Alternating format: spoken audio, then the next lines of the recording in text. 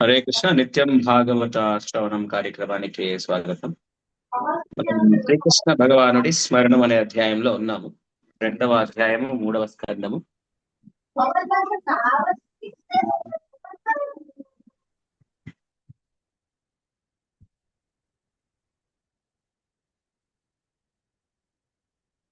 విదురుడు, ఉద్ధవుడు వీళ్ళిద్దరి మధ్య సంభాషణ నడుస్తుంది. విదురుడిని ధృతరాష్ట్రుడు, ఆయన కొడుకు శకుని వీళ్ళందరూ దుర్భాషలాడుతారు. మా తిండి తిని మీరు అవతల వాళ్ళ వైపు సపోర్ట్ చేస్తారా, మీలాంటి వాళ్ళు మా దగ్గర ఉండొద్దు, ప్రాణంతో వదిలిపెడుతున్నాం వెళ్ళిపో అన్నట్లుగా మాట్లాడతారు. ఏమంటాం దాన్ని, ఏ మాత్రం గౌరవం లేకుండా. సో విదురుడు మాత్రం ఏమి పట్టించుకోడు, భక్తుడు కదా. భగవద్భక్తులు ఎప్పుడు కూడా పొంగిపోరు, ఏమంటాం కుమిలిపోరు. అది భక్తి యొక్క గొప్పతనం. ఆ శక్తి అనేది భక్తిలో వస్తుంది.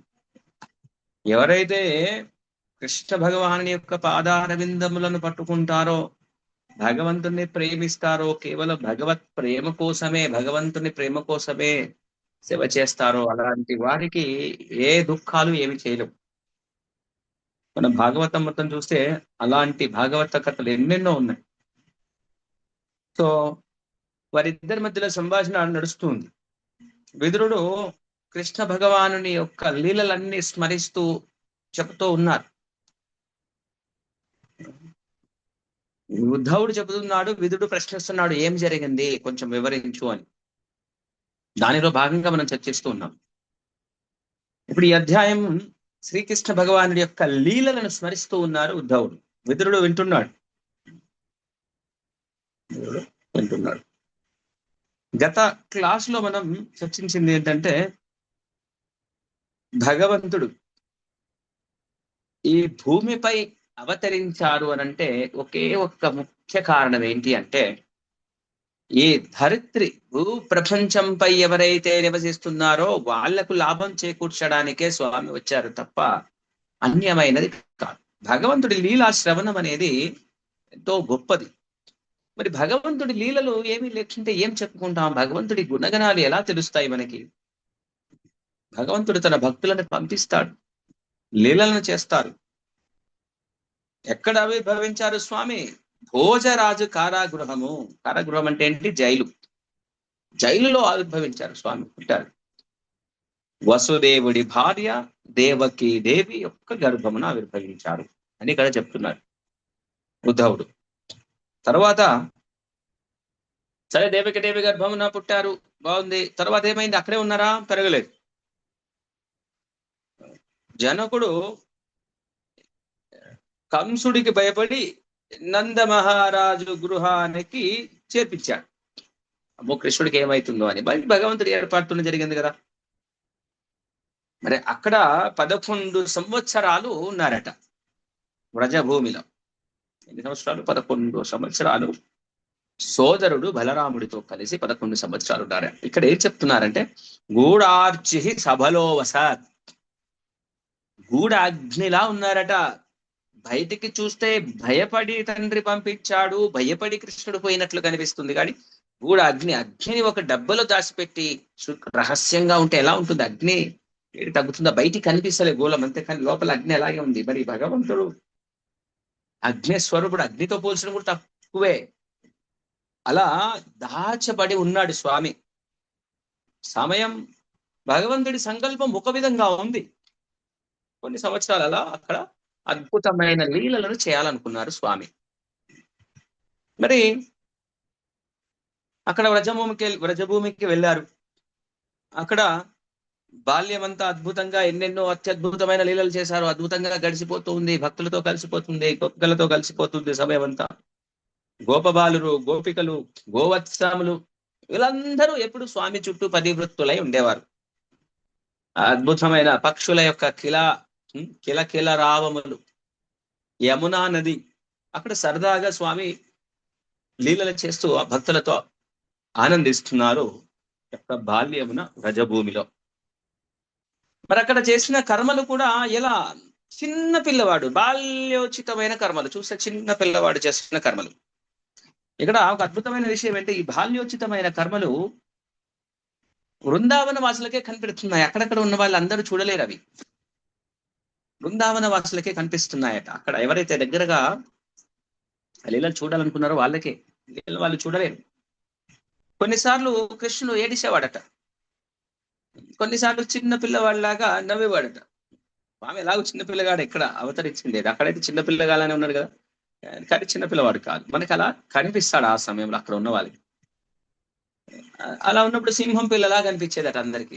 సింహం పిల్ల ఎలా ఉంటుంది చూడడానికి, అలాగే ఉన్నా దాని పని దాన్ని చేయగలుగుతుంది.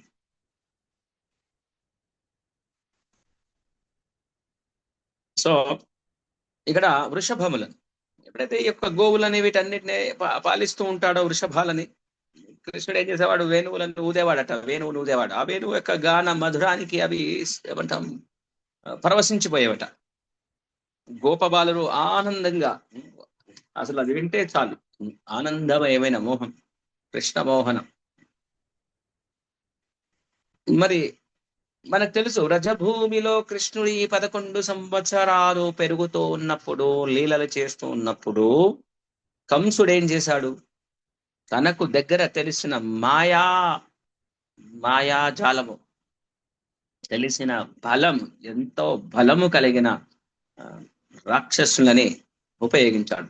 వెళ్ళండి కృష్ణుని చంపే. కానీ భగవంతుడు వాళ్ళని ఎలా చంపాడు మనకు తెలుసు. ఒక్కొక్క లీల ఎలా చంపాడు, వారిని ఎలా దండించాడు. అంటే ఇక్కడ ఒక అద్భుతమైన పదం వాడతారు ఇక్కడ కృష్ణుని. లీలయా యనుదత్తాంస్థాన్ బాల క్రీడన కానివా.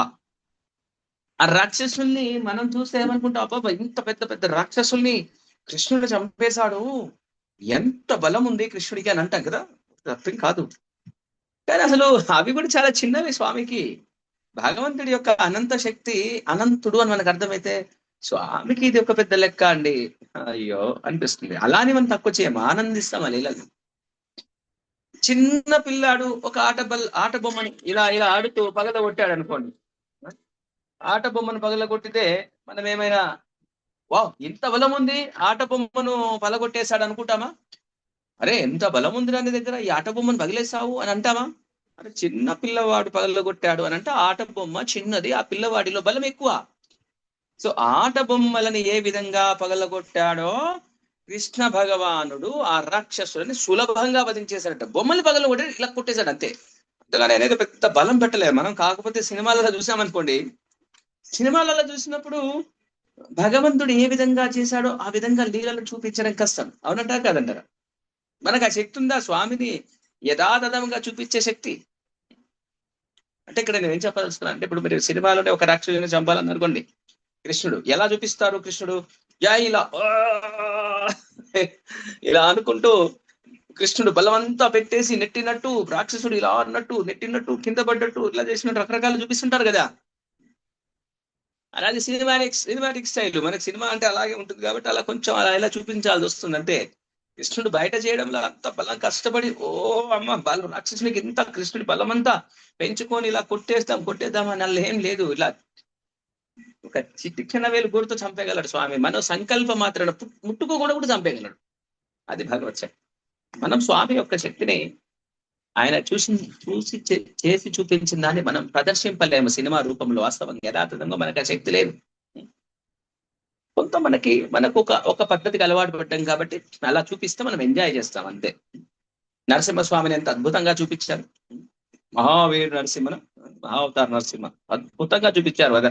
అసలు నిజంగా నరసింహస్వామి ఇలాగే ఉంటారేమో అనిపించినట్టు చూపించారు. అసలు ఆ ఫైటింగ్ స్వామి చూపించిన ఫైటింగ్ మహా అత్యద్భుతం అండి. మరి ఎవరైనా చూడకపోతే మాత్రం అది మిస్ కావాల్సిన సినిమా కాదు. చూడండి, ఏది మిస్ అయినా అది మిస్ కావాలి. చాలా నచ్చింది. సో మరి ఇంకొక లీలను ఇక్కడ స్మరిస్తున్నాడు. ఒకసారి తెలుసు కదా మనకి, సర్పరాజు ఆ యమునా నదిలో ఈ సర్పం, పెద్ద సర్పం, కాళీయ సర్పం, ఆడ హాయిగా మంచిగా తన భార్యలతో పిల్లలతో ఎంజాయ్ చేస్తున్నాడు. ఆ సర్పం ఉండడం వల్ల నీళ్ళన్నీ విషప్రాయం అవుతున్నాయి. అక్కడ జనాలు ఆవులు చనిపోతున్నాయి, ఇబ్బంది అవుతుంది, తాగడానికి వెళ్ళట్లేరు. కృష్ణుడు ఆ సర్పరాజుని దండించి తరిమి కొట్టిపడేశాడు. తర్వాత గోవులకు నీళ్లు తాపించారు. అప్పుడు సహజ స్థితికి వచ్చింది, నో ప్రాబ్లము అన్నట్లుగా స్వామి ఆడ నిరూపించారు. ఆ లీలని ఇక్కడ చర్చిస్తున్నారు షార్ట్ గా. ఇవన్నీ కూడా మనకి సవివరంగా అద్భుతమైన లీలలు ముందు ముందు వస్తూ ఉంటాయి. మరి శ్రీకృష్ణుడు నందమహారాజు యొక్క ధనాన్ని గో యొక్క సేవలో ఉపయోగించడానికి అభిలషించేవారు స్వామి, వినియోగించేవారు. మరి ఇంద్రునికి గుణపాఠము చెప్పాలనుకున్నాడు ఒకసారి. ఏం చేశాడు? గోవర్చన గోవులని పూజించాలి, ఒక గోవర్ధనను పూజించాలి అని ఇంద్రుడి యొక్క అహంకారాన్ని తీసివేయాలని చెప్పి గోవర్ధన ఇలా చేశాడు కృష్ణుడు. తర్వాత చెప్తున్నారు విదురా, అంటే చెప్తున్నాడు ఉద్ధవుడు చెప్తున్నాడు, మరి ఇంద్రుడు అవమానం పొందినట్లుగా ఫీల్ అయిపోయాడు. అంటే భగవంతుడు ఎప్పుడైతే తండ్రి నందమహారాజుతో, నాన్న నాన్న మనం ఇవన్నీ పూజలు ఎవరి కోసం చేస్తున్నాం, ఇంద్రుడికి అంటున్నారు కదా, ఇంద్రుడికి ఎందుకు పూజలు, మనకి ఇక్కడ చక్కగా డైరెక్ట్ గా చూస్తే ఇక్కడ గోవర్ధనుడు మనకు సహాయం చేస్తున్నాడు, ఇక్కడ పచ్చిక బగైలు ఉన్నాయి, గోవులు ఉన్నాయి, వీళ్ళు ఉంటేనే కదా మనం బతికింది, ఇంద్రుడు ఏముంది, లేదు లేదు అట్లా కాదు నాన్న కృష్ణ, మరి ఇప్పుడు వర్షాలు కురిపించాలి కదా, ఇంద్రుడు వర్షాలు కురిపిస్తేనే కదా ఇవన్నీ వచ్చినాయి అని అంటాడు. కృష్ణుడు ఏమంటాడు, భలేవారున్నారు నాన్న మీరు, ఇంద్రుడు వర్షం కురిపిస్తున్నాడు కరెక్ట్, అది ఆయన డ్యూటీ, నువ్వు ఇది చేసినావంటే ఆయన కురిపించాల్సిందే, దానికోసం ఆయనకు పూజలు చేయాల్సిన అవసరం ఏంటి, ఒకటి గవర్నమెంట్ ఆఫీసర్ ఉన్నాడు, ఆయన డ్యూటీ ఆయన చేయాలి, దానికి మీరు డబ్బులు ఇస్తారా, గవర్నమెంట్ చూసుకుంటుందిగా, అలా చెప్తారనమాట. పెద్ద సంభాషణ ఉంటుంది, అది విచార చర్చగా. సో అలా చెప్పి ఆ పూజని ఇంద్రుడి పూజ నుంచి గోవర్ధన పూజకు కన్వర్ట్ చేస్తాడు కృష్ణుడు. ఇంద్రుడు కోపం వస్తుంది, ఆ పిల్లకాయ నా పూజ ఆపేస్తాడా, ఎంత అహంకారం, సంగతి చూస్తాను, అహంకారాన్ని అణచివేస్తాను అని ఇంద్రుడు ముందుకెళ్తాడు. తన యొక్క గర్వము భంగం అయిపోతుంది. గోవర్ధన పత్తాన్ని ఇలా ఎత్తేసి కాపాడుతాడు.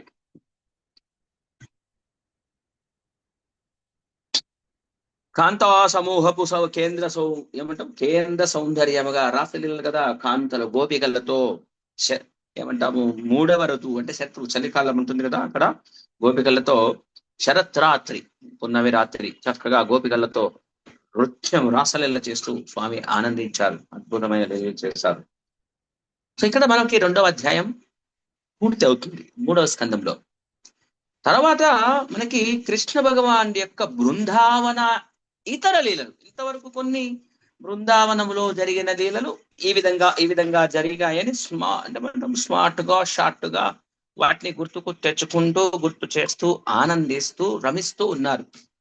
తర్వాత బృందావనేతర అంటే బృందావనం తర్వాత ఏం లీలలు చేశారు, కృష్ణుడు ఏం చేశారు అవి తలుచుకుంటున్నారు. ఉద్ధవుడు చెప్తున్నారు ఇక్కడ, ఆ 11 సంవత్సరాలు వ్రజభూమిలో ఉన్నారు. తర్వాత బలరాముడితో మధురాకు వచ్చేసారు.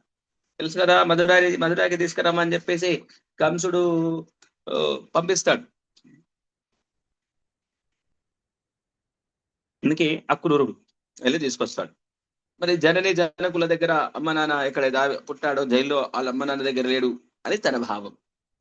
ఇక్కడ తల్లిదండ్రులు, అక్కడ తల్లిదండ్రులు, ఇక్కడ పెంచారు, అక్కడ పుట్టారు, రెండు కూడా వాస్తవానికి భగవంతుడికి పుట్టుకనేది లేదు, ఇవన్నీ లీలా నిమిత్తం కదా. సో జననే జనకులకు సంతోషాన్ని ఇద్దామని చెప్పి కంసుడి సంగతి కూడా చూద్దామని చెప్పేసి మధురకు చేసి, కంసుడిని ఏం చేస్తాడు, శ్రీరామచంద్రుడిగా వచ్చినప్పుడు చాలా ఓపికతో ఎక్కువ సమయము మానవుడిలా ఉండాలి అని చెప్పి బాణాలు వేసి వేసి వేసి సుమారు ఎన్ని రోజులు 14 రోజులు ఏమో ఉంది, యుద్ధం చేసి చంపేస్తారు. స్వామికి అంత సమయం అవసరం లేదు, స్వామి అలా చేయాలనుకున్నారు అంతే, ఇంకేం లేదాడ. కంసుని మాత్రం ఇలా పట్టుకొని కుక్క పిల్లలు అయినట్టు లాగిపడేశాడు. కంసుడి శక్తి అంతా ఇంత కాదండి అసలు. గర్గ సంహితలో వివరిస్తారు, అది ఎప్పుడైనా వీలుంటే చర్చిద్దాం భవిష్యత్తులో. కంసుడి బలాన్ని మీరు ఊహించలేరు అసలు. కంసుడు ఇలా తొడగొట్టి కుడికాలు ఇలా పైకి లేపి ఇలా తొక్కాడు అనుకోండి, కుడికాలు భూమి లోపలికి వెళ్ళి కింద పాతాళానికి వెళ్ళిపోతుందట, కాదు భూమి ఇలా కదులుతుంది. కన్నుడు సైకిల్ ఎగరేస్తే దేవతలు భయపడిపోతారు. చూడండి ఎంతటి బలము కంసుడిది. అలాంటి భయంకరమైన కంసుణ్ణి ఇలా ఎలక పిల్లల్లా అయినట్టు కింది సింహాసనం వేసి కిందికి లాగేశాడు కృష్ణుడు. ఏం కష్టం లేదు, ఇలా మన సినిమాలో చూసినట్టు ఇవన్నీ ఏం లేవు. ఇలా బట్టి లాగబడేసి ఎలా చంపేశాడు, గబా గబా గుద్ది చంపేశాడు. ఏం లేదు, మనం చిన్న పురుగుని, చిన్న పిల్లగాడు అప్పుడప్పుడు మీరు చూస్తే పిల్లగాడు ఏదైనా చిన్న పురుగు పోయిందనుకోండి, ఏదైనా పట్టుకొని ఇలా టప్ప టప్ప టప్ప కొడితే చచ్చిపడుతుంది చూసారా పురుగు, ఆ విధంగా చంపేశాడు కృష్ణయ్య. తర్వాత కృష్ణుడట సాందీపనముని దగ్గరికి వెళ్ళి, కృష్ణ బలరాముడు ఫ్రెండ్స్ ఒక్కసారి శ్రవణము చేసి సమస్త వేదాలను శాఖలతో సహా శ్రవణము చేసి నేర్చుకున్నారట. వాస్తవానికి ఆశ్చర్యపడాలని అంటే చెప్పండి, ఏం ఆశ్చర్యం అండి? స్వామి వేదాలను నేర్చుకోవడంలో ఏమైనా ఆశ్చర్యం ఉందండి? ఇచ్చిందే ఆయన, ఆయన ఇచ్చిన వేదాలు ఆయన నేర్చుకోవాలా? ఆయన ఇచ్చిన వేదాలు నేర్చుకోవాలా? ఇది స్వామి యొక్క మూలతత్వం తెలిస్తే ఆశ్చర్యం కాదు, అయినప్పటికీ ఆశ్చర్యపడాలి ఐశ్వర్య రసంలో. సో నేర్చుకొని గురువు గారికి ఏమి ఇచ్చారు గిఫ్ట్? గురువు గారి యొక్క పుత్రుడు చనిపోతే ఆ యొక్క పుత్రుడిని వరదానంగా ఇచ్చారు. గురుదక్షిణ ఏం కావాలి అని అడిగితే, నాకు నా కొడుకుని తెచ్చివు, చనిపోయాడు అని అంటే స్వామి ఆ కొడుకుని తీసుకొని వచ్చి వెనక్కి ఇచ్చేశాను. అంటే స్వామి తలుచుకుంటే ప్రాణాన్ని కూడా వెనక్కి తెచ్చిస్తాను, ఏ లోకంలో ఉన్నా తీసుకొచ్చి ఇచ్చేస్తాడు. మరి తర్వాత భీష్మకుడి యొక్క పుత్రిక రుక్మిణీదేవి, అమ్మ లక్ష్మీదేవి సౌందర్యం, మరి ఆమె అద్భుతమైన సౌందర్యాన్ని చూసి ఎంతో మంది రాజులు రాకుమారులు ఆకర్షితులయ్యారు, పెళ్లి చేసుకోవాలనుకున్నారు, గుమికూడారు. కృష్ణ భగవానుడు లక్ష్మీదేవి అమ్మ ఎవరి కోసం? స్వామి కోసం పుట్టింది. వీళ్ళందరినీ అతిగా ప్రేమించి ఎలా రుక్మిణీదేవిని కృష్ణుడు ఎత్తుకుపోయాడట? గరుడు దేవతల యుద్ధము చేసి ఆ అమృతాన్ని ఇలా చిన్న తృణప్రాయంగా ఇలా పట్టుకొని ఎలా వెళ్ళిపోయాడో అలా తక్షణ రుక్మిణీదేవిని ఎత్తుకొని పోయాడంట. తెలుసు కదా, మహాభారతంలో మన స్టోరీ విన్నాం. గరుడు వాళ్ళ అమ్మని దాసీత్వం నుంచి విడిపించడానికి ఆ అమృతం తెచ్చిస్తే, నిన్ను వదిలేస్తున్నామని సమితి తల్లి యొక్క పిల్లలు వాళ్ళందరూ డిమాండ్ చేస్తే సమితి వెళ్ళి అక్కడ ఇంద్రుడి దగ్గర అదే యుద్ధం చేసి ఆ యొక్క అమృతాన్ని తీసుకొచ్చి ఇస్తారు. అసలు ఇంద్రుడు వీరుడు ఎవ్వరు ఏమి గెలవలేరు అక్కడ. గరుడు యొక్క శక్తి అలాంటిది, సునాయాసంగా తీసుకొని వచ్చేస్తాడు అమృతాన్ని. ఆ విధంగా కృష్ణుడు ఈ విధంగా ఇక్కడ చేశాడు అని చెప్తున్నారు. గరుడు లాగా రుక్మిణీదేవిని తీసుకొచ్చారు. తర్వాత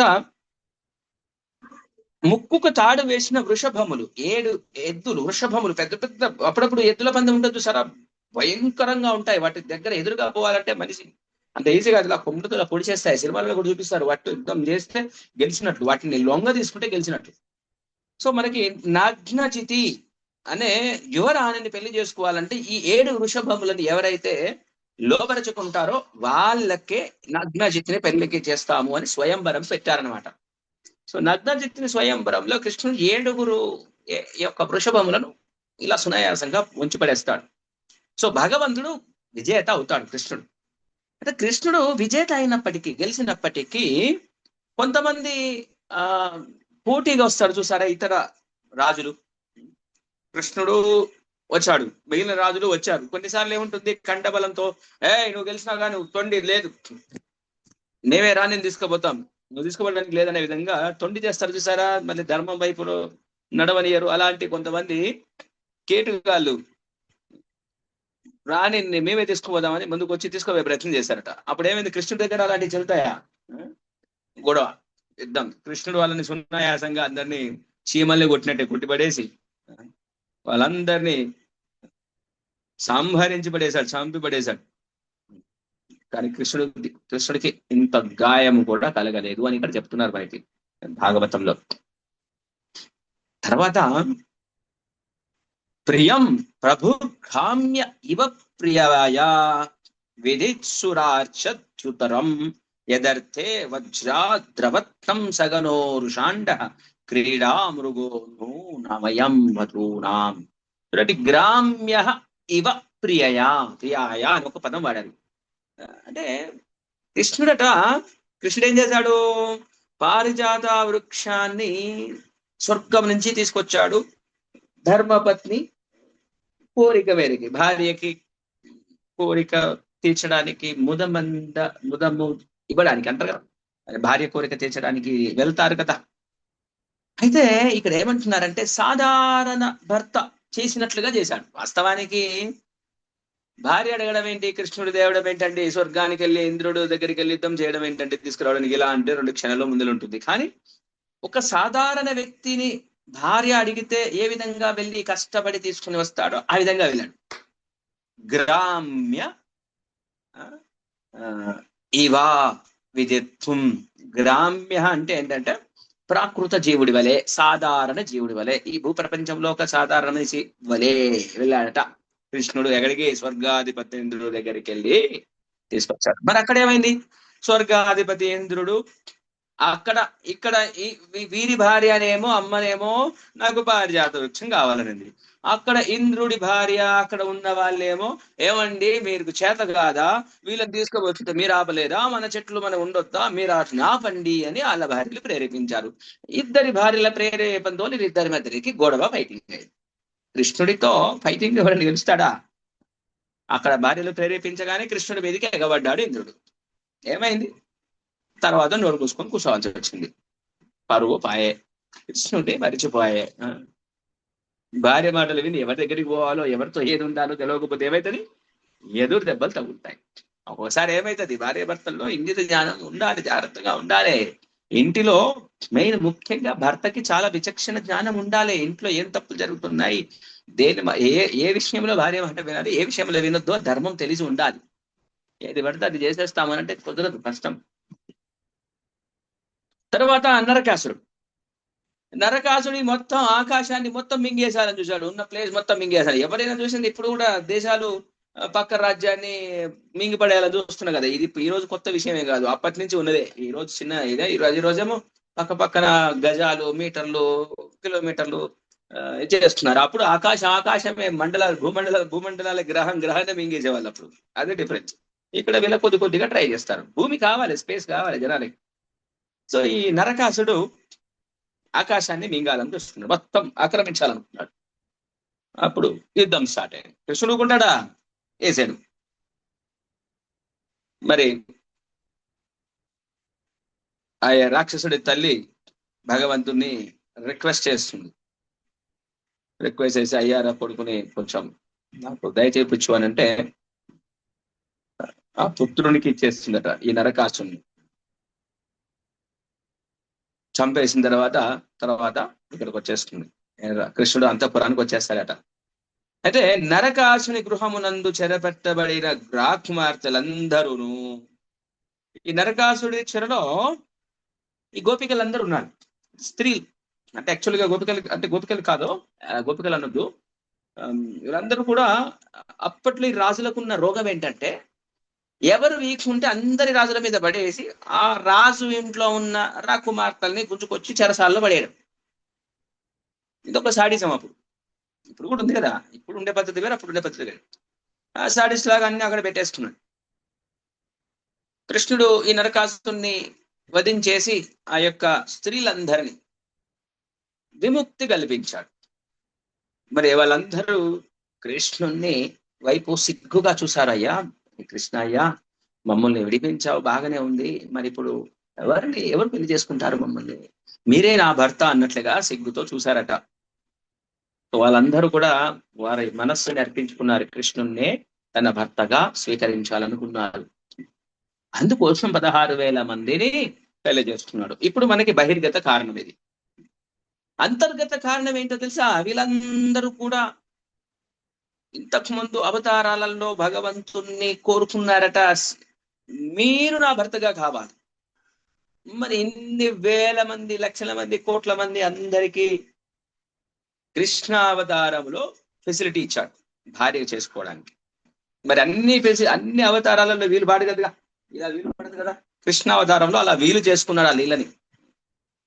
సో ఈ రాకుమార్తెలందరినీ కూడా ఒక్కొక్క రాకుమార్తెకి ఒక్కొక్క మహా పెద్ద గృహం, ఏమంటాం రాకుమారి ఉండే బిల్డింగ్ అండి, పెద్ద బిల్డింగ్, రాజమందిరం. కృష్ణ భగవాను వాళ్ళని ఉంచి వాళ్ళకి సరిపోని విధంగా ఉంచి వీళ్ళందరినీ ఏకకాలంలో పెళ్లి చేసుకున్నారు కృష్ణ భగవాను. తెలుసు కదా, 16,000 మందిని కూడా ఏకకాలమున ఏక ముహూర్తమున కృష్ణుడు కళ్యాణము చేసుకున్నారు.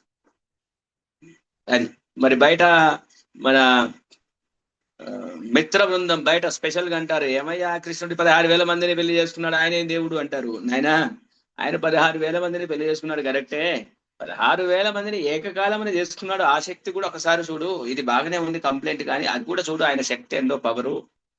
నువ్వు ఈ ఇద్దరిని పెళ్లి చేసుకొని చూపించు, తర్వాత మాట్లాడదామని చెప్పండి. ఆయన 16,000 మందిని ఏంటంటే 16 కోట్లు, 1600 కోట్లు, 16,000 కోట్లు, 16 లక్షల కోట్లు సమస్తాన్ని కళ్యాణం చేసుకోగలడు, సమస్తాన్ని మింగేయగలడు, సమస్తం తన హృదయంలోకి. ఆయన సమస్త బ్రహ్మాండ లోకంలో ఆయనలోనే ఉన్నాయి. మనమేంటి, మనమెంత అండి. ప్రతి ఒక్క ధర్మపత్నికి 16,000 మందికి ఇంటూ 10 మంది చొప్పున పుత్రులను కనేశారు. 16,000 ఇంటూ 10 ఎంత అయిందండి? 1,60,000 సంతానం. 16,000 ఇంటూ 10. కృష్ణుడి యొక్క సంతానం ఎంత? 1,60,000. నువ్వు 50 మందిని గాను తెలుస్తుంది. ఒక్కరు ముద్దు ఇద్దరు వద్దని ఒక్కడికే చచ్చిపోతున్నావు. నువ్వు 16 కాదు 1,60,000 మందిని అన్నాడు కృష్ణుడు. నువ్వు కానీ చూపి, అప్పుడు కృష్ణుని గురించి కంప్లైంట్ చేద్దు, మాట్లాడదామన్నది. కెపాసిటీ. ఇప్పుడు 1,00,000 కోట్లు ఉన్నవాడు ఒక ఛాయ్కి 1,00,000 పెట్టి కొనుక్కుంటాడండి. మనం కొనలేం కదా. మరి ఆయన కామెంట్ చేయదు కదా మనము. ఆయన అదృష్టం, ఆయన శక్తి ఎలా ఉంది. అలా ఎలా తాగుతాడండి? 1,00,000 రూపాయలు ఛాయ్ వేస్ట్. 1,00,000 రూపాయలు వేరే వాళ్ళకి దానం చేయొచ్చు కదా అంటే, అరే భయ్ నువ్వు 10 రూపాయలు పెట్టి ఛాయ్ తాగే బదులు ఆపేసి 10 రూపాయలు బెగ్గర్లకు ఇచ్చేయి. అవునా కదా? ఆయన 1,00,000 చేస్తే కామెంట్ చేస్తున్నావు, నువ్వు 10 రూపాయలు పెట్టి ఛాయ్ తాగుతావు కదా. ఛాయ్ తాగకపోతే హోటల్లో భోజనం చేస్తున్నావు 100 రూపాయలు పెట్టి. భోజనం నువ్వు 10 రూపాయలు ఇడ్లీ తిను, 90 రూపాయలు దానం చేయొచ్చు కదా. ఎందుకు వేస్ట్ చేస్తున్నావు? 2 ఇడ్లీ తిని చాలు అంటే ఊకుంటావా? అది ఎవరి కెపాసిటీ వాళ్ళు భయ్, ఎవరి కెపాసిటీ వాళ్ళు. కృష్ణుడు దేవాది దేవుడు, సమస్తము అతనిలోనే ఉంది. 10 మంది పుత్రులు. తర్వాత కాలయవనుడు, మగధరాజు, శాల్వుడు, ఈ ముగ్గురు మధురా నగరముపై దండెత్తారట. మధురా నగరముపై దండెత్తితే సైన్యం అంతా కూడా వీళ్ళందరినీ కృష్ణుడు సులువుగా స్వయంగా వీళ్ళ యొక్క స్వజనుల యొక్క శక్తిని చూపించడానికి కృష్ణుడు వదిలేశాడట. అరే మిమ్మల్ని చంపడానికి నేను ఎందుకురా, మా వాళ్ళు చూసుకుంటారు మీ సంగతి అన్నట్లుగా మన వాళ్ళ కృష్ణుడి యొక్క స్వజనాన్ని పంపించేశాడట. వాళ్ళందరినీ తుక్కు పెట్టేసి కొట్టి పంపించి పడేశారు. కృష్ణుడు అవసరంలే. తర్వాత 3 పేర్లు ఇస్తున్నారు. 3 కాదు, కొన్ని పేర్లు. వీళ్ళ పరిస్థితి ఏంటంటే, శంభరుడు, ద్వివిధుడు, భానుడు, ముర, బల్వలుడు, ఇలాంటి రాజులు, దంతవక్రుడు, వీళ్ళందరినీ కూడా భగవంతుడు స్వయంగా చంపిపెడేశాడు. కొంతమందిని మాత్రం కృష్ణుడు వదిలేశాడు, కొంతమందిని బలరాముడి ద్వారా చంపించాడు, కొంతమందిని వేరే వాళ్ళ ద్వారా అప్పచెప్పించేశాడు. అంటే ఇవన్నీ షార్ట్ గా మెమరైజ్ చేస్తున్నారు ఇక్కడ. ఇవన్నీ వీళ్ళ అద్భుతంగా వివరంగా రాబోతాయి మనకి. విదుర వీళ్ళందరినీ చంపేసిన తర్వాత కృష్ణ భగవానుడు రాజులందరినీ కూడా, ఈ అధర్మ రాజులందరినీ కూడా కురుక్షేత్ర రణరంగమున సంహరింపజేశాడు. మరి ఈ రాజులు ఎంతటి బలవంతులు తెలుసా? మనం అనుకుంటాం కానీ కురుక్షేత్ర యుద్ధంలో చనిపోయిన రాజులు మామూలు శక్తి కలిగిన వాళ్ళు కాదు. ఏ ఒక్కరు కూడా ఏదో చిన్న రాజు లాంటి వాడు లేరు. అల్లకొచ్చిన వాళ్ళు ఎలాంటి వాళ్ళు అంటే ఇక్కడ చెప్తున్నారు భాగవతంలో, ఎంతటి బలవంతులు అంటే వాళ్ళు అడుగులు వేసి నడుస్తుంటే భూమి కంపిస్తుందట. అంతటి శక్తివంతమైన రాజులు కురుక్షేత్ర యుద్ధంలో చంపబడ్డారు. అర్జునుడి శక్తి ఎంత, అర్జునుడి వెనుక ఉన్న కృష్ణుడి శక్తి ఎంత, భగవంతుడి సంకల్పం ఎంత, ధరని కంపించేసిందట. అంతటి శక్తివంతులు ఆ యొక్క కురుక్షేత్ర యుద్ధంలో చంపబడ్డారు. తర్వాత మన దుర్యోధనుడు మనడు వాడు కాదు, మనోడు ప్రస్తుతానికి. మరి దుర్యోధనుడు పాపం వాస్తవంగా ఆలోచిస్తే, మనకి రామాయణంలో మందరులు ఉన్నారు. రామాయణంలో మందరులు ఎవరండి? అసలు మందర మనకు తెలుసు. రెండో మందర ఎవరో తెలుసా? శూర్పణఖ. ఈ శూర్పణఖ వల్ల ఏమైంది? రావణాసుడు శూర్పణఖ ఎక్కిచ్చి ఎక్కిచ్చి చెప్పంగానే రావణాసుడు అవన్నీ వినేసి సీతమ్మని ఎత్తుకొని పోయి ప్రాణం మీదకి తెచ్చుకున్నాడు. ఎదుటి వారి మాటలు విని పిచ్చి పిచ్చి శకలు చేస్తే చివరికి ప్రాణం మీదకి వచ్చేస్తుంది. అదే విధముగా మహాభారతంలో దుర్యోధనుడికి కూడా ఎంతో మంది మందరులు ఉన్నారు. కర్ణుడు, దుశ్శాసనుడు, సౌభలుడు, ఇలా ముగ్గురు ముఖ్యంగా ఇచ్చిన దరిద్రపు దుష్టమైన సలహాల వల్ల దుర్యోధనుడు ఏమైంది, వాళ్ళు చెప్పిన ఈని ఎగేసుకొని తన అదృష్టాన్ని అంతా పోగొట్టుకున్నాడు, ఆయుష్ను పోగొట్టుకున్నాడు, భాగ్యాన్ని పోగొట్టుకున్నాడు. ఏమైంది, అంత శక్తివంతుడైనప్పటికీ తొడలను విరగొట్టబడి చంపేబట్టాడు. అయితే ఇక్కడ ఒక ప్రత్యేకమైన విషయం చెప్తున్నారండి. ఏంటంటే దుర్యోధనుడు చనిపోయినప్పుడు మనం సినిమా చూసినప్పుడైనా మనం విన్నప్పుడైనా కొంచెం ఆనందపడతాం కదా, చచ్చిపోయాడు, పాండవులను ఇబ్బంది పెట్టేశాడు అని అనుకుంటాం కదా. కృష్ణుడు మాత్రం ఏమంటారు, ముదమందలేదట, సంతోషించలేదు. దుర్యోధనుడు చనిపోతే కృష్ణుడు ఆనందపడలేదట. ఎందుకంటే మీరు చూడండి, ఒక తల్లిదండ్రులకి 2-3 పిల్లలు, ఓకే, కొంతమంది పిల్లలు, 2 పిల్లలు బాగా కొట్టుకుంటున్నారు. అందులో ఒకడు దుర్మార్గుడు ఇంకొక కొడుకుని ఒక కొడుకు ఇబ్బంది పెడుతున్నారు. ఒకరిని ఇబ్బంది పెట్టడం తల్లిదండ్రులకి ఇష్టం ఉండదు. కానీ ఇబ్బంది పెట్టే కొడుకు చనిపోయాడు అనుకోండి, తల్లిదండ్రులు బాధపడతారా, సంతోషపడతారా? దరిద్రం పోయింది, ఇంకొక కొడుకుని ఇబ్బంది పెడుతున్నాడు వీడు అని అనుకుంటారా? 2 బాధగానే చూస్తారు. అరే చనిపోయే, ఇలా ఉండకుంటే బాగుండే అనే విధంగా ఉంటుందా లేదా?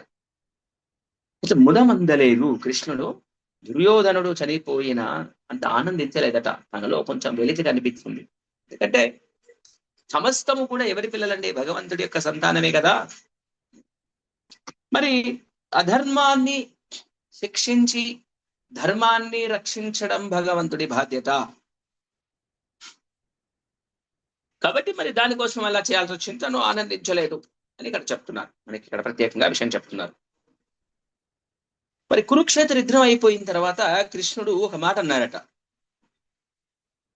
ద్రోణుడు, భీష్ముడు, అర్జునుడు, భీముడు, ముఖ్యంగా వీళ్ళందరి సహాయం వల్ల ఈ భూభారం అంతా, ఈ కురుక్షేత్రంలో భూభారం అంతా పోయింది. అందరు చచ్చిపోయారు కదా, తొలగిపోయింది. తర్వాత ఇదేం పెద్ద లెక్క కాదు. మరి తన యదువంశపు సంతానం ఉంది కదా, తను నుండి వచ్చింది కదా, కృష్ణుడి యొక్క సంతానం 1,60,000 ఉంది కదా. మరి ఇది కొంచెం వీళ్ళందరూ భారంగా ఉన్నారు భూమికి. మరి వీళ్ళని వధించాలి అని అంటే భూప్రపంచంపై ఉన్న ఏ రాజు వల్ల కాదట, ఎవడి వల్ల కాదు, కృష్ణుడే చేయగలరు. కృష్ణుడు తన సంతానాన్ని తను చంపేస్తాడా?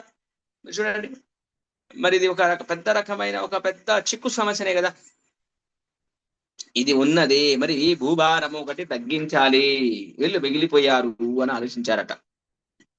ఆలోచించి కృష్ణుడు ఒక సంకల్పం చేశారు. మరి వీళ్ళందరూ, ఈ యొక్క యదు వంశంలో ఉన్న వాళ్ళందరూ కూడా మధుపానం బాగా తాగేశారు. కళ్ళు ఎర్రగా అయిపోయినాయి, మత్తులో ఉన్నారు. మత్తులో ఏం మాట్లాడుతున్నారో, ఎవరిని చూస్తున్నారో, ఎవరిని కొడుతున్నారో అర్థం కానంత స్థితిలోకి వచ్చి కలహం మొదలైంది వాళ్ళకి. అట్లా ఫస్ట్ అనుకుంటున్నారు కృష్ణుడు, వాళ్ళు ఇలా తాగి కలహించుకొని ఒకరినొకరు కొట్టుకుంటేనే తప్ప ఇక్కడి నుంచి మాయము చేయడం సాధ్యము, లేకపోతే అసాధ్యము కాదు అని కృష్ణుడు అనుకొని, ఇది ఎప్పుడు సాధ్యమవుతుంది అని అంటే నేను ఇక్కడి నుంచి వెళ్ళిపోవాలి, ఈ లీల తర్వాతనే ఇది జరుగుతుంది అని ఆలోచించాలి. కృష్ణుడు ఉన్నప్పుడు అది జరగలేరు కదా. అందుకని కృష్ణలీల సమాప్తమైనాక కృష్ణుడు స్వయంగా తన గోలోకం వెళ్ళిపోయిన తర్వాత వీళ్ళందరూ కలహించుకొని ఒకరికొకరు దెబ్బలు కొట్టుకొని ఇక్కడి నుంచి మాయమైపోవాలి, అంతర్ధానం అయిపోవాలి. ఇలా ఆలోచించారు స్వామి. సో ఇలా చేసి ప్రపంచాధిపత్యం మొత్తాన్ని ధర్మరాజు చేతిలో పెట్టేశారు. ఇక్కడ అనుకుంటున్నారు పెట్టేయాలి అని. సో తర్వాత అభిమన్యుని యొక్క ధర్మపత్ని ఉత్తర గర్భంలో పూర్వంశ బీజం ఉంది. ద్రోణతనయుడు అస్త్రం చే దగ్ధమైపోయింది. మనము మొదటి అధ్యాయం మొదటి స్కందంలో చదివాం. ద్రోణతనయుడు అశ్వత్థామ బాణం వేస్తాడు, ఆ అస్త్రం వల్ల ఆ హృదయ అక్కడ ఉన్న పుత్రుడు ఎవరిని చూస్తారు? కృష్ణుడిని చూస్తాడు. కృష్ణుడు కాపాడుతాడు. అక్కడ కుంతి ప్రేయర్స్ అవన్నీ చూస్తాం. అశ్వత్థాముని ఏ విధంగా గుంజుతారు, ఏ విధంగా ప్రతిజ్ఞ జరుగుతుంది, ఒకళ్ళు చంపాలంటారు, ఒకళ్ళు వద్దు చంపొద్దు అంటారు, ఇద్దరు కోరిక తీర్చాలని కృష్ణుడు అంటాడు. అర్జున్ని మరి నువ్వే నేను తీసుకుంటాడు, నెత్తి గుండు మిత్తం అంతా గీకి వదిలేస్తాడు. అదంతా స్టోరీ మనం చర్చించాం. సో 3 అశ్వమేధ యాగములు చేపించారట కృష్ణుడు ధర్మశుద్ధులతో, పుల్లలతో. వైదికంగా భగవంతుడిచ్చిన ధర్మం ప్రకారమే తాను ఆచరిస్తూ, వైదిక కట్టుబాట్లను ఆచరిస్తూ ద్వారకాపురమున సంవత్సరాలు, ఎన్నో సంవత్సరాలు అక్కడ ఆనందముగా గడిపారట స్వామి. తర్వాత వైరాగ్య జ్ఞానంలో అంటే ఒక సాధారణ మనిషి ఏ విధంగా ఉండాలో ఆ విధంగానే మనకి కృష్ణుడే చెప్పారు కదా, ఏది ఏది ఆచరతి శ్రేష్ఠ అని. ఎవరెవరైతే శ్రేష్టమైన వ్యక్తులు ఎలాంటి కార్యములు చేస్తారో సాధారణ వ్యక్తి కూడా అలాంటి కార్యములనే చేస్తారు. అందుకోసమే కృష్ణుడు కూడా ఒక సాధారణ వ్యక్తి లాగానే తన యొక్క గృహస్థ లీలలు అంతమంది పెళ్లి చేసుకొని ఆ విధంగా ఎలా ఉండాలో ఆ విధంగా ఆనందంగా తన జీవితాన్ని గడిపారు అని ఇక్కడ మనకి చెప్తున్నారు. సో మనం ఇక్కడ ఆపేసేద్దాం. హరే కృష్ణ హరే కృష్ణ. ఒకే రోజు అధ్యాయం అయిపోతున్నాయి, కొన్ని ఉన్నాయి, ఇంకో కొన్ని ఉన్నాయి, కంప్లీట్ చేసుకునే ప్రయత్నం చేద్దాం. ఏంటి చక్కగా ఈ రోజు కొంచెం ముందు స్టార్ట్ చేశాం కదా, శ్లోక టైం ఇక్కడ ఉంది కాబట్టి ఇంకో కొన్ని ఉన్నాయి, అది కూడా తీసేసుకుంటే అధ్యాయం అయిపోతుంది చక్కగా. చక్కగా స్వామి వారట ఈ అద్భుతంగా ఈ యొక్క 16,000 మందిని కూడా పెళ్లి చేసుకొని సాధారణ వ్యక్తి లాగానే, సాధారణ కార్యకలాపాల్లాగానే భార్య పిల్లలతో అలా అలా ఆనందంగా సమయాన్ని కేటాయించేశారట స్వామి. మరి ఈ లోకములో ఇతర లోకములలో భగవంతుడు తన లీలా ఆనందమును ఎప్పుడు చేస్తూనే ఉంటారు. రాత్రి సమయములో ధర్మపత్నులతో లీలలు చేస్తూ ఉంటారు ఆనందంగా. ఆ విధంగా గృహస్థ జీవితం అంతా గడిచిపోయిందట.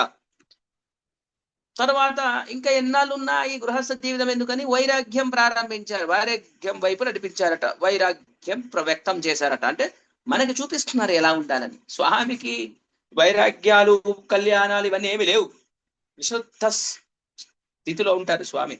దివ్య స్థితి, భౌతిక త్రిగుణాతీత స్థితిలో ఉంటారు. మరి ప్రతి ఒక్క జీవుడు అలౌకికమైన శక్తితే కంట్రోల్ చేయబడతాడు. సో మనందరికీ ముక్కు ముడుపుతాలు అంటాం కదా, మనం త్రిగుణాలు మనల్ని ఆడిస్తుంటాయి, త్రిగుణాలు పట్టేసి ఆడిస్తూ ఉంటాయి మనల్ని. మనకి స్వేచ్ఛ లేదు, త్రిగుణాలు. ఆ విధంగా భగవంతుడికి కాదు. ఇంద్రియ భోగము సాధారణ మానవుడి యొక్క ఇంద్రియ భోగము కూడా లౌకికం. భగవంతుడు ఆనందిస్తున్నాడు అనంటే అది లౌకికము కాదు, దివ్యమైనది.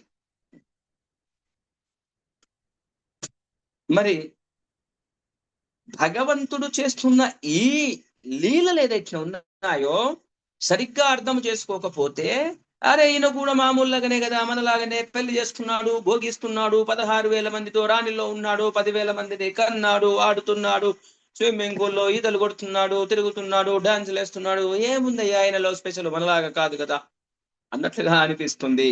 ఎప్పుడైతే మనకు సరి అయిన జ్ఞానం లేదో, సరి అయిన భక్తుల నుంచి వినమో, సరి అయిన పరంపర నుండి వినమో, కేవలం ఎవరు భగవంతుడి గురించి చక్కగా అర్థం చేసుకోగలరు అంటే భక్తియుక్త సేవలో ఎవరైతే ఉంటారో, భగవన్ నామ జపం చేస్తారో, భక్తి యోగ మార్గంలో వెళ్తారో, భక్తియుక్త సేవలో వెళ్తారో, అలాంటి వాళ్ళకే భగవంతుడి యొక్క లీలలు చక్కగా అర్థమవుతాయి. లేకపోతే మిస్లీడ్ అవుతారు, మిస్అండర్స్టాండింగ్ చేసుకుంటారు, తప్పుడు మార్గంలోకి వెళ్తారు, కృష్ణుని యొక్క లీలను అపార్థం చేసుకుంటారు.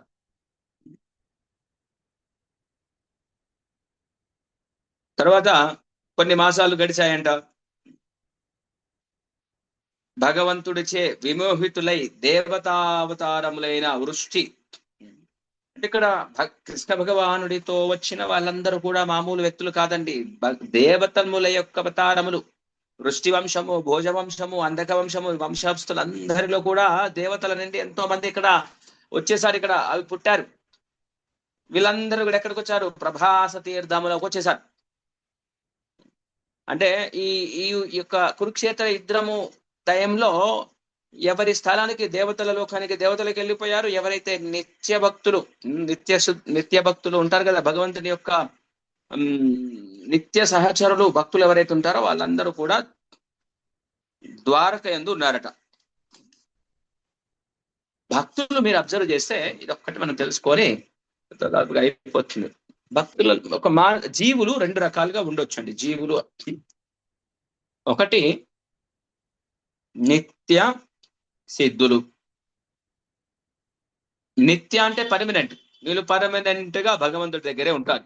అప్పుడప్పుడు లీలా నిమిత్తం ఇక్కడికి వచ్చినా వాళ్ళు వెళ్ళిపోతారు. తర్వాత సాధన సిద్ధులు. సాధన సిద్ధులు అంటే ప్రాక్టీస్ చేసి భగవద్ధామం వెళ్తారు. ఇప్పుడు మనందరము సాధన చేసి ప్రాక్టీస్ చేసి మన గురువులు చెప్పినట్లు ఆచరించి కర్మ విబంధనం చేసుకొని భగవత్ ప్రేమ పొంది భగవద్ధామం వెళ్తాం కదా, అది సాధన సిద్ధి. ప్రాక్టీస్ ఉంది కదా మనది. ఇది రెండు రకాలు ముఖ్యంగా. మళ్ళీ ఈ సాధన సిద్ధులు కూడా రెండు రకాలు ఉన్నారు. ఒకటి మిశ్రిత భక్తులు. మిశ్రిత భక్తులు. రెండవది విశుద్ధ భక్తులు. అంతే కదా. విశుద్ధ మిశ్రిత. ఇక్కడ చూసినట్లయితే సాధన ప్రాక్టీస్ లో చేస్తున్న వాళ్ళు కూడా మిశ్రిత ఉంటారు. విశుద్ధ అంటే ప్యూర్, అంటే 100% లవ్ కృష్ణ, అంతే కదా. That's all. మిశ్రితం అంటే ఏంటంటే కొంచెం భోగ ప్రవృత్తి ఉంది, కోరికలు ఉన్నాయి, అలా ఇలా రకరకాలు ఉంటుంది, కొంచెం మిక్స్ ఉంది, ప్యూర్ గోల్డ్ కాదు, 23 క్యారెట్ అనమాట. ఈ విధంగా నడిచిపోయిందట. చక్కగా ఏ విధంగా జీవితం అంతా గడిపించారట. బ్రాహ్మణులకు చక్కగా దానం చేసేవారట. ఆవుల దానం చేసినప్పుడు గోమాతలే బంగారు ఆభరణాలని చక్కగా అలంకరించి గోవులను దానం చేసేవారట. గౌరవపూర్వకంగా బ్రాహ్మణులకి నమస్కారం చేసి రుచికరమైన ఆహార పదార్థములను పెట్టేవారట. కృష్ణుడు కూడా ఇవన్నీ గృహస్థగా ఇలా ఉండాలి అని చూపించారు. తను ఇక్కడ స్వయంగా ఆచరించి చూపించారు మనందరికీ. గోవులను బ్రాహ్మణులను రక్షిస్తూ అలా ఆ విధంగా తన యొక్క లీలలను కంప్లీట్ చేశారు. సో తర్వాత 4వ అధ్యాయంలోకి మనం తదుపరి క్లాసులో చర్చిద్దాం. హరే కృష్ణ.